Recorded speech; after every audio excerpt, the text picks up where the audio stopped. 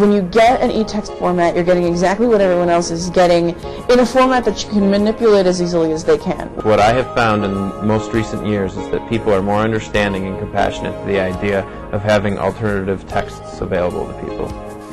E-books has removed the physical barriers that I used to encounter before. Basically, it's a gift of independence.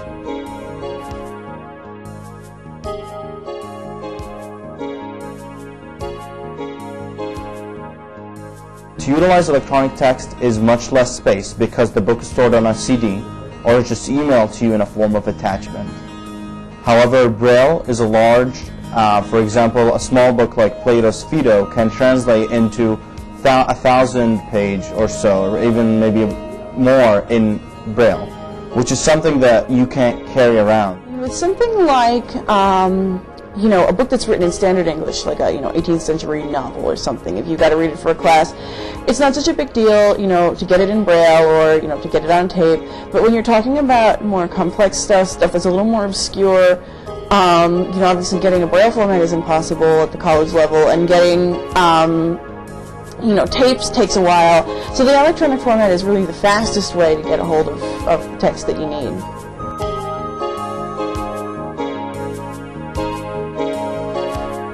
I had used books on tape in the past, but what happened is that when I was listening to the material, I didn't have any real frame of reference to go by.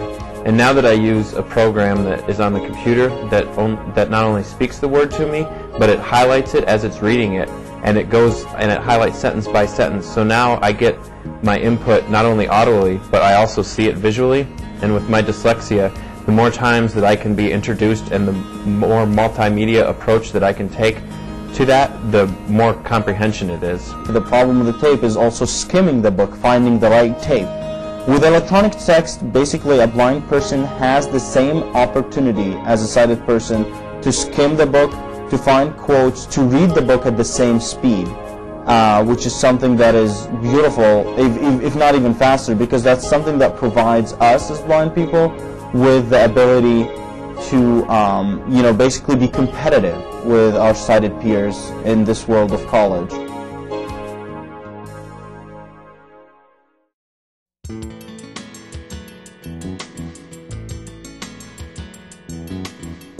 E-books is the key that I can remove all the physical barriers that I used to encounter before. For example, I can remove the pages independently. I couldn't study efficiently, and now, thanks to e-books, I'm able to be successful in my college career.